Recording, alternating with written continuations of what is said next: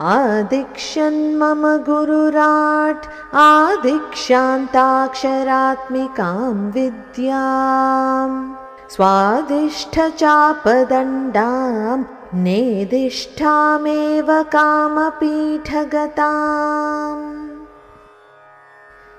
आदिक्ष्यन् मम गुरुराट् आदिक्षान्त अक्षरात्मिकां विद्याम् स्वादिष्ठ चापदण्डां नेदिष्ठामेव కామపీఠగతాం।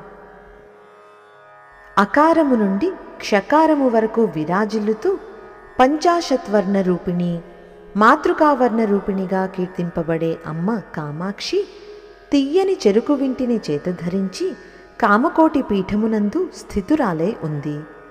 సర్వవిద్యల సారమైనటువంటి మహావిద్య అయిన పంచదశి మంత్రమును నా గురు సార్వభౌములు నాకు దయతో ఉపదేశించారు.